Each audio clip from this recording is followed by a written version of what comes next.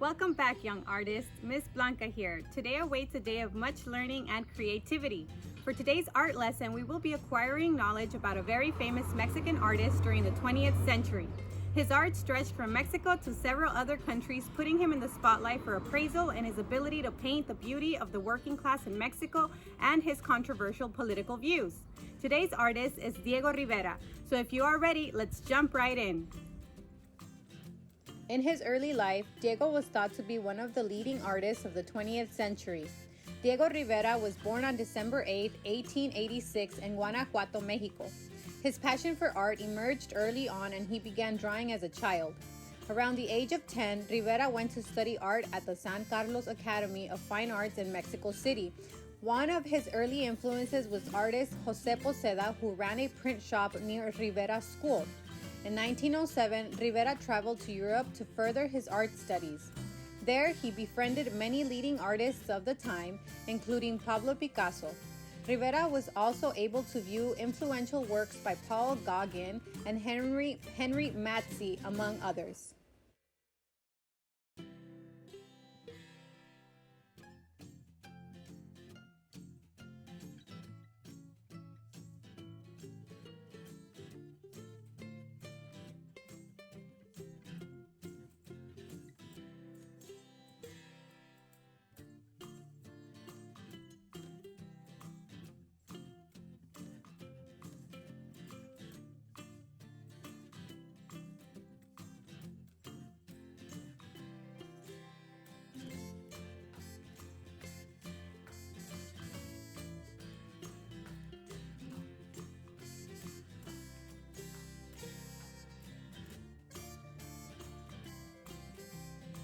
Known for numerous alliances with women, Rivera married fellow artist Frida Kahlo in 1929.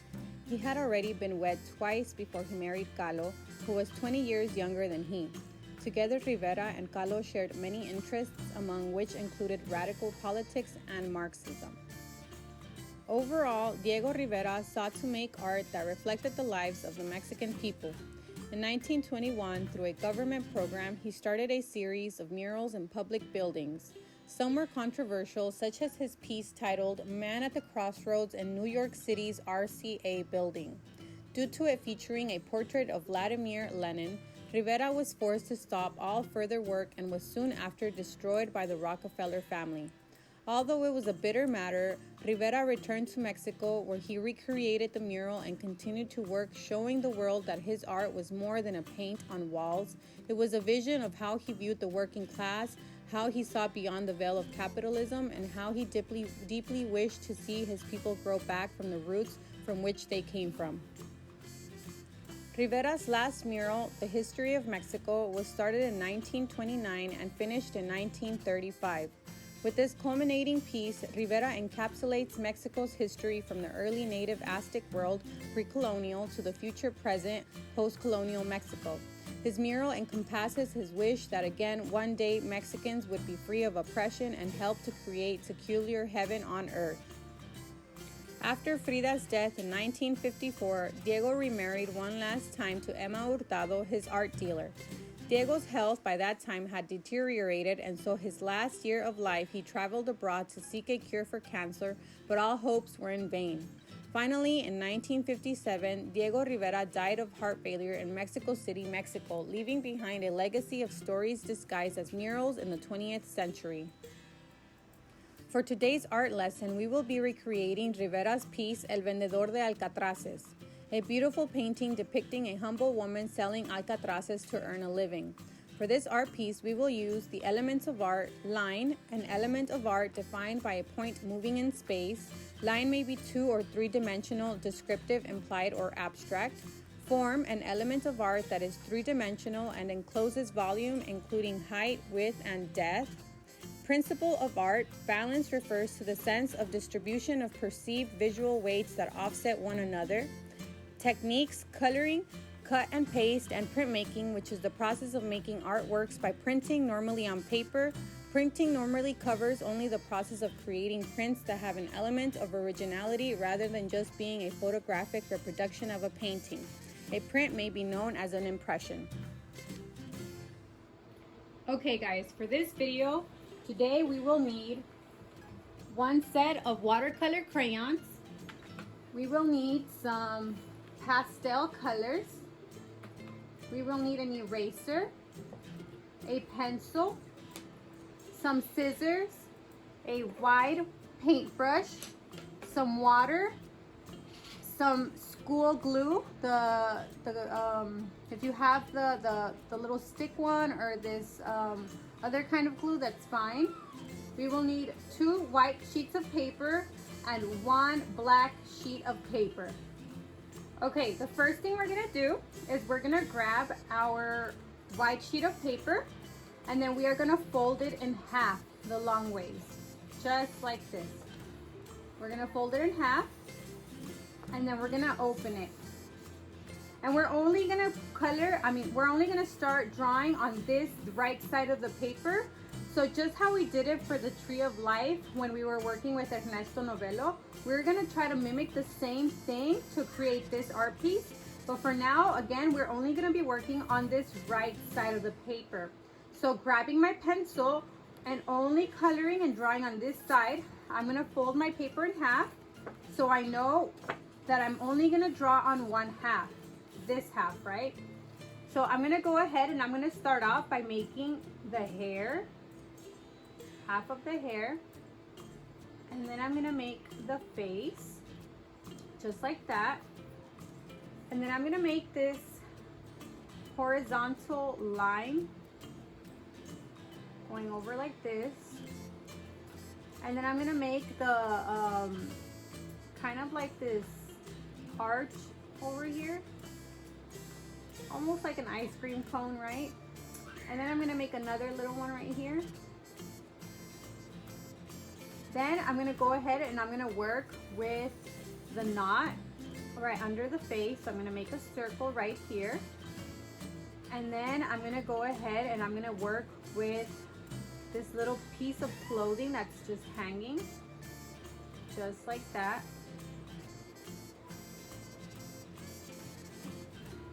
When I am done with this, I always take a picture and I put it on the video so that you guys know exactly how it's finished when this part is done. If I'm going too fast right here and you're not getting it, when that part of the video comes up, when it shows exactly everything that I've drawn with the pencil, you guys can pause it and you guys can copy it. So now I'm gonna focus on the hand. So I'm gonna make 2 lines just like that. And from those 2 lines, I'm gonna make the piece of string that's tying the person to the basket full of flowers, just like that. And then I'm gonna connect these 2. And then I'm gonna work on the shoulder. So this is the shoulder right there. Now we're gonna finish this bottom half of the person. So we're gonna draw their hand, their arm, just like that. And then finish this little area. So now you see how it starts to look like a little hand. And now it's the rebozo. So rebozo is the poncho right there with the little lines. And then the body. It looks a little weird right now because I'm doing it like this. But trust me, when we do the impression, it's gonna transfer over and you're gonna be able to see the whole image as in balance, right? All right.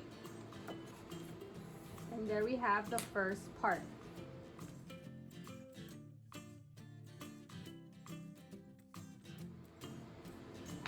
All right, now that we played with line on half of this sheet, now we're gonna go ahead and we're gonna grab our watercolor crayons and we are gonna grab our brown. See, I'm gonna grab a brown. And now what I'm gonna do, just how when we did the Tree of Life, I'm gonna go ahead and I'm gonna trace over the pencil line with this color. So I'm gonna do my best not to go on this half. I'm only gonna trace the lines that I drew on the right side of this paper. So go ahead and do that now. And if you're waiting, it's a good chance for you to just kind of observe and see what I'm doing so that you get a good idea of how it's gonna be done. And then when your turn comes around, you guys are doing perfectly well. So just go ahead and trace. So you want to make sure that for this part, you do it a little rough, not rough, but like a little hard, only because we would want the color to transfer over, right? Like remember when we were doing the tree of life, if we don't trace properly, by the time that we use the water, the lines are not going to trace over to this other half. And then what's going to happen is that we're going to have to wait for the paper to dry so that we can redo it, right? So we want to make sure we get it right the first time. Therefore, you want to make sure these lines are nice and dark.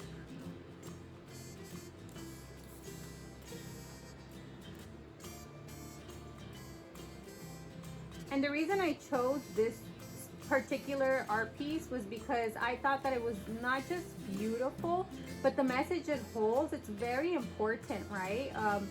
We come from a community where oftentimes we see our parents working, work, but sometimes we forget the beauty of them being able to work, right?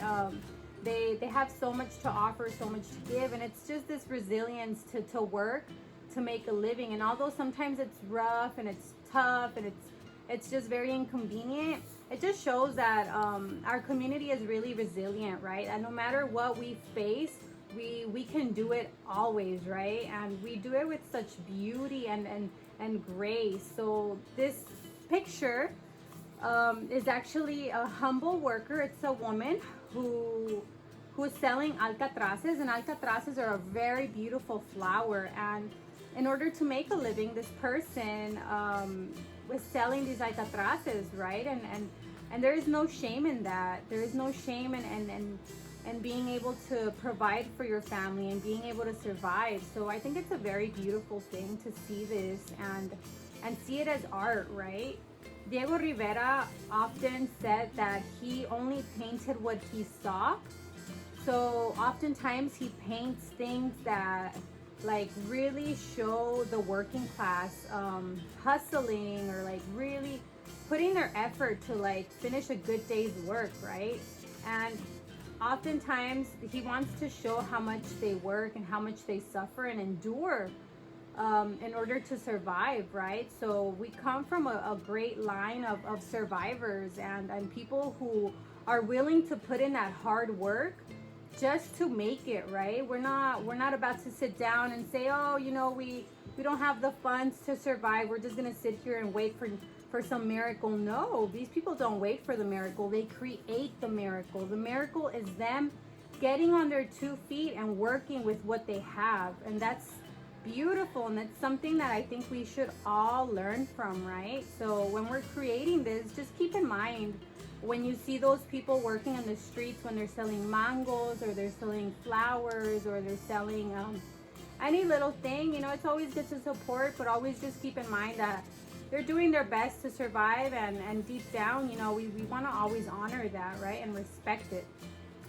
All right, so I have my half. So this is what's going to be done with this.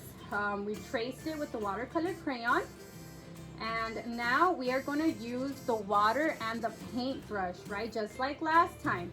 So I'm going to grab the water and I'm going to grab my paintbrush. Now what I'm going to do is I'm going to fold it, and remember, we're going to apply water on this half of the paper, not this half, because then it's going to smear it everywhere. It's only going to be on this side.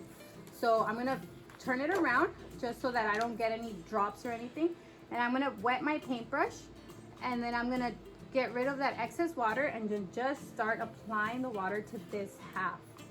Go ahead and apply the water. Be as quick as you can, because sometimes the paper will absorb the water and it doesn't let us fully transmit this impression. And then we're going to close it. We close it, and then we want to press on it.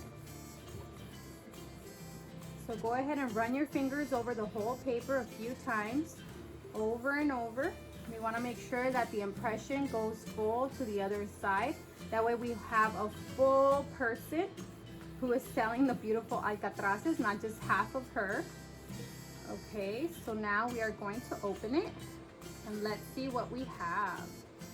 Oh, okay, so you see how it kind of didn't really grab some, so we're gonna go ahead and grab some more water. And this time we're just gonna add little drops of water to the areas that we feel needed a little more. So just right here, and then I'm gonna do the same thing again. I'm just gonna close it, and I'm just gonna slightly rub it, right? So just do it a little gently. Don't be so rough with it. It'll grab it. So go ahead and do that. And now we're gonna open it up and see what we have. That's a little better, right? It slightly kind of went over, but it's fine. So now just to finish it, we're gonna grab that same color. And now we're gonna trace just to kind of clean up these lines, right? You wanna clean up these nice little lines that we created here. So just a little bit right here. Just like that. We wanna make it nice and symmetrical. Her hands, just like that. Her poncho, the knot that connects the woman to the basket, right? This beautiful part right here. Clean up these lines. You want to make sure these lines are nice and clean.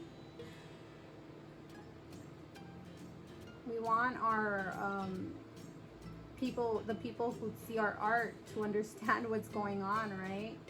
And oftentimes art can be abstract, and abstract means that it's kind of random, right? And it's like a variety of things going on that are not really real, but you know, the images coming together make a very beautiful art piece. But this is not the case. For this one, we actually do want an image to show. So there we go. We have our woman. You see how now the full picture comes out. We have the woman. We have her giant basket and the load of the flowers. So we're gonna add that later, but it's really nice already. So keep it up.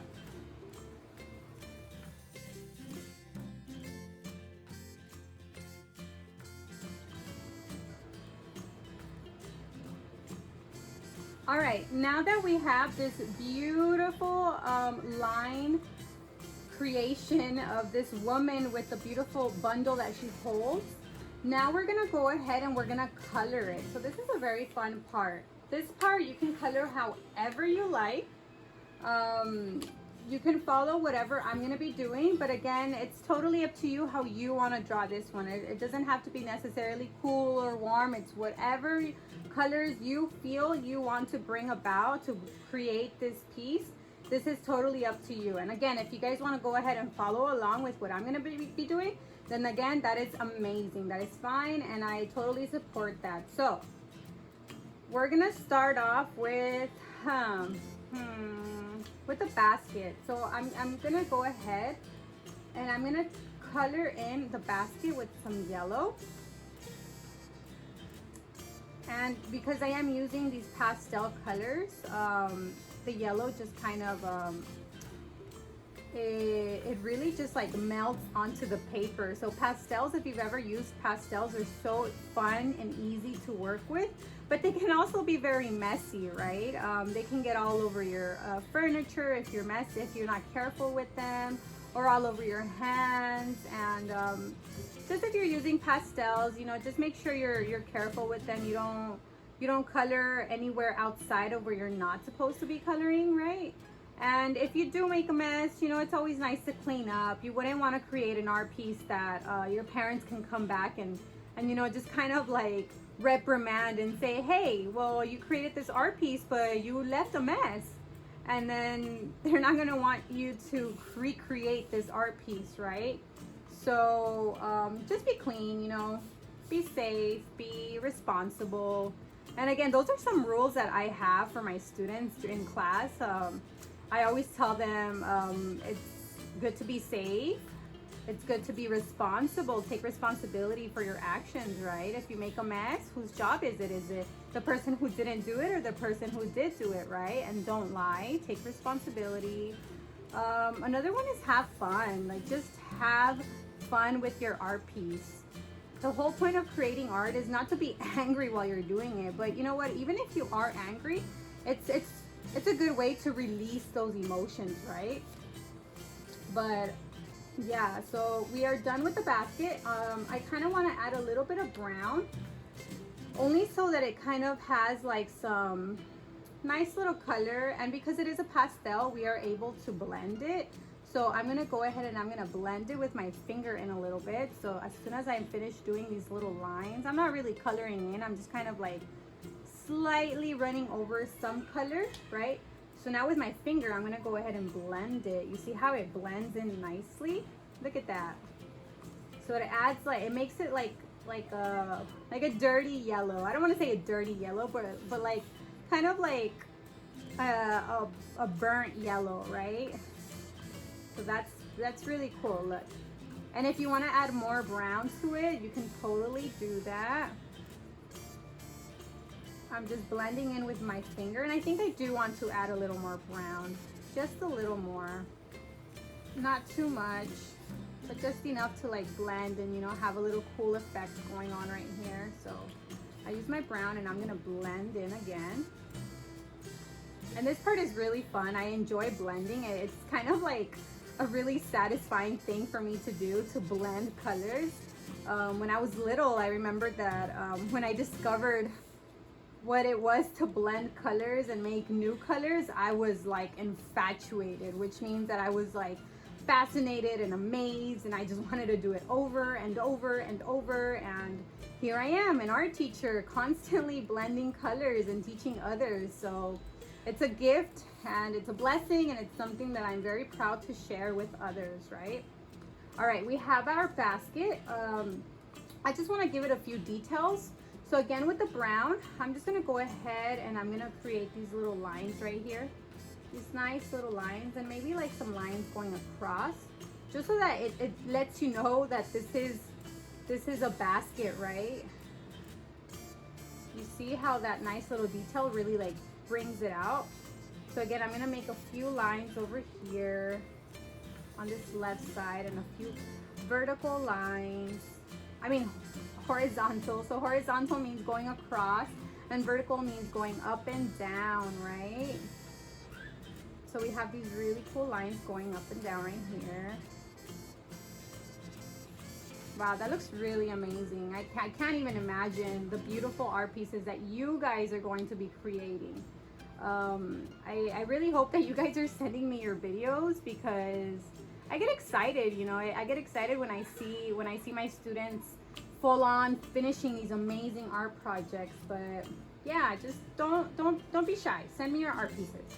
All right, so we have the basket. The next thing we're gonna do is we are going to color the woman, right? So I want her hair, to be black. A lot of people often change their hair color from black to blonde or red, and nowadays you don't really see a lot of people leaving their natural hair color. I used to dye my hair, but I learned to embrace my own hair, and now I just kind of let it grow out. So I have beautiful dark brown hair. All right, kids, right now we are going to take a nice refreshing break. Get some exercise, reach out for that fresh water, and most importantly, ground yourself to come back more than ready to finish this piece. See you soon.